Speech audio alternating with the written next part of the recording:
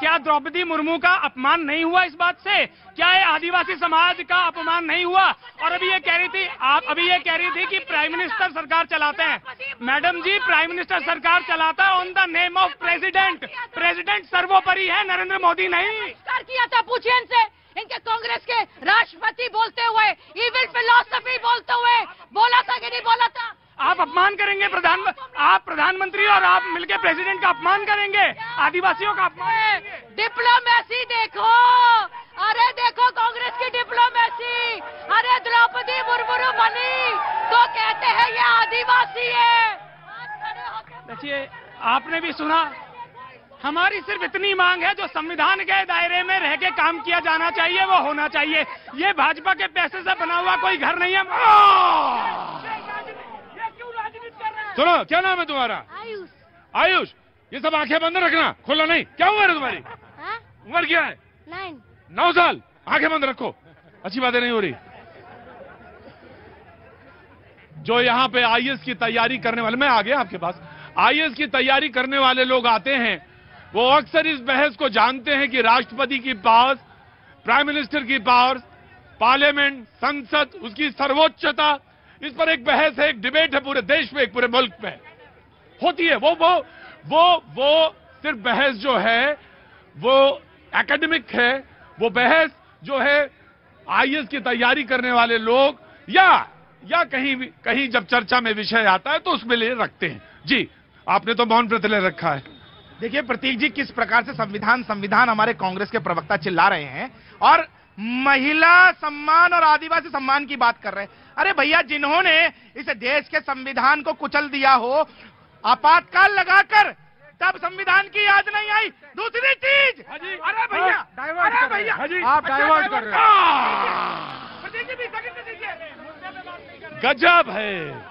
गजब है ये। लेफ्ट पार्टी बोल रही है, जब उन्होंने कहा कि इमरजेंसी, तो लेफ्ट पार्टी करी आउट ऑफ कंटेक्स्ट बात है ये। बोले आउट ऑफ कंटेक्स्ट बात है। गजब है भाई। इस देश में इमरजेंसी की उन्होंने बोले, आपने इमरजेंसी लगाई थी कांग्रेस ने, तो उन्होंने कहा this is an out of context बात इस वक्त जो हो रही है कॉन्स्टिट्यूशन पे हो रही है। एक समस्या है, हमारे प्यारे प्राइम मिनिस्टर, मेरे भी प्राइम मिनिस्टर हैं, उनको हर चीज के ऊपर अपनी फोटो, अपनी वीडियो, फोटो ऑफ, ये एक शौक है।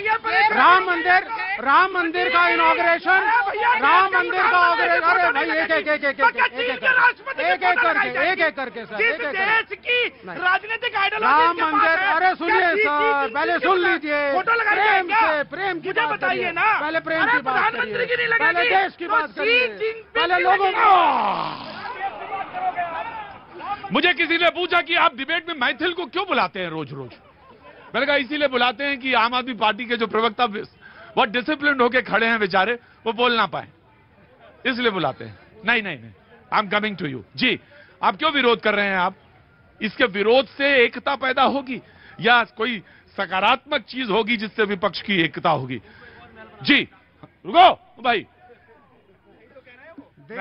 आउट ऑफ कंटेक्स्ट ये बात है, इसको मैं नहीं सुनूंगा। हाँ जी। देखिए प्रतीक जी, पूरी चर्चा हुई संविधान और कानून पे, तो भारतीय जनता पार्टी और मोदी जी से संविधान और कानून की अपेक्षा करना ये अपने आप में बेमानी बात है, क्योंकि ये संविधान में विश्वास नहीं करते। भाई, अमेरिका के राष्ट्रपति कह रहे हैं कुछ, पापुआ न्यूगिनी के राष्ट्रपति, मैं क्या कह रहा हूँ, ऑस्ट्रेलिया के, रोज संविधान का गला घोट रहे हैं, रोज लोकतंत्र की हत्या कर रहे हैं, रोज सुप्रीम कोर्ट। अरे देश की सबसे बड़ी कोर्ट ने यह कहा कि दिल्ली की चुनी सरकार को सारी शक्तियां, एक कागज का टुकड़ा लाकर दिल्ली की सरकार की सारी शक्तियां वापस ले ली। सुप्रीम कोर्ट की 5 जजों की बेंच को ठेंगा दिखा दिया। इस तरीके के लोग, इनसे आप कानून की अपेक्षा करोगे, इनसे संविधान की अपेक्षा करोगे। और राष्ट्रपति हेड ऑफ द स्टेट है, राष्ट्रपति को नहीं बुलाना अपने आप में राष्ट्रपति का इनकी भी एक दुखती हुई रग है, इनकी भी एक बात है। रुको, बैठ जाओ, कोई बात नहीं, मुझे पानी पिलाओ, दौरा पड़ता है इसको कभी कभी, पानी पिलाओ, दौरा पड़ गया। आम आदमी पार्टी का भी एक दर्द है, और वो ये है कि वो अध्यादेश और फिर उसके ऊपर इनकी अपनी बात। अब इन्होंने कहा कि वो सुप्रीम कोर्ट जाएंगे। ट्रांसफर पोस्टिंग का मसला जो है दिल्ली में, नौकरशाहों का, उसके मसले पे उन्होंने उस बात को रखा। Shailesh very quick, then I will go to. हाँ जी, एक बार मैं इनको जवाब तो दे दूं। ये आम आदमी पार्टी बात कर रही है, किसको पता है विधानसभा का सत्र बुलाने वाला आम आदमी पार्टी, याद है कि नहीं याद है? अपने बारे में, सिर्फ अपनी ही बारे में बात करने के लिए, मोदी जी के बारे में तुष्टीकरण करने के लिए कौन बुलाता है विधानसभा का स्तर? आम आदमी पार्टी, अरविंद केजरीवाल। क्यों?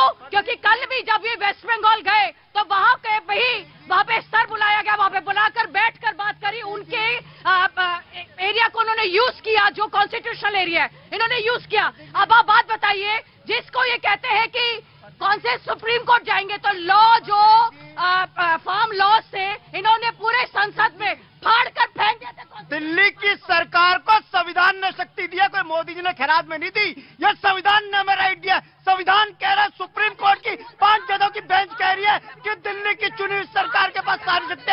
ये कौन होते हैं हमारी शक्ति जीतने वाले? एक ऑर्डिनेंस ला के सुप्रीम कोर्ट को बदल देंगे, सुप्रीम कोर्ट के फैसले को पलट देंगे। और मैं फिर कह रहा हूँ, क्या उपराष्ट्रपति राज्यसभा के सभापति होते हैं नहीं होते? उनका भी नाम इन्विटेशन में नहीं है। ये सारा का सारा काम मोदी जी करेंगे। राष्ट्रपति क्या करेंगे, उपराष्ट्रपति क्या करेंगे? संविधान को रोज कुरेदे।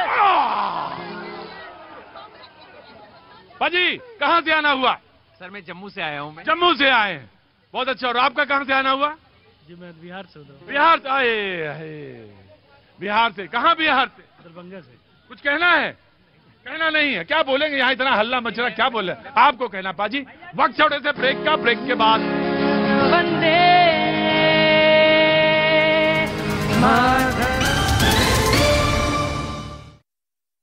संभाल लिया था, जिसका जैनब ने विरोध किया था। इस बीच यूपी के प्रयागराज में गैंगस्टर अतीक अहमद के वकील विजय मिश्रा पर एक कारोबारी से 3 करोड़ रुपए मांगने का आरोप लगा। एक रोज पहले ही अतीक गैंग के 3 गुर्गों पर आरोप लगा कि उन्होंने एक परिवार से 15 लाख रुपए की मांग की थी, जिसका एक वीडियो भी सामने आया, जिसमें अतीक गैंग के 3 गुर्गे जबरन एक घर में घुसकर परिवार के लोगों को पैसे के लिए जान से मारने की धमकी देते नजर आए। और अब अतीक अहमद के वकील विजय मिश्रा पर प्रयागराज के ही एक कारोबारी सईद अहमद से 3 करोड़ रुपए मांगने का आरोप लगा। कारोबारी का आरोप है कि विजय मिश्रा ने उसकी दुकान से फर्नीचर बनाने के लिए 1,20,000 रुपए का सामान खरीदा था, लेकिन कुछ दिनों बाद जब उसने पैसे मांगे तो वो उसे धमकाने लगा।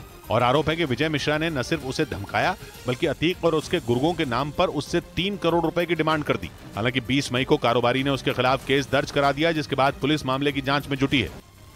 और उधर हिंदू राष्ट्र की मांग करने वालों पर बैन लगाने की मांग करने वालों पर बागेश्वर धाम के धीरेन्द्र शास्त्री ने पलटवार कर दिया है। उन्होंने दावा किया कि हिंदू राष्ट्र की मांग कोई जातिवादी सोच नहीं है, बल्कि भारत की संस्कृति से ही जुड़ी हुई है। कुछ मुस्लिम धर्म गुरुओं ने पंडित धीरेन्द्र शास्त्री के हिंदू राष्ट्र की मांग के ऊपर विरोध जताया था।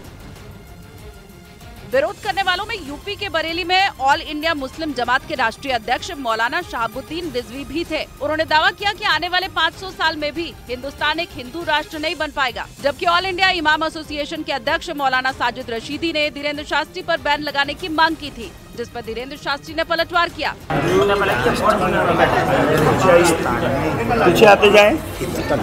वहीं उन्होंने इसका विरोध करने वालों को पहचानने से भी इनकार कर दिया।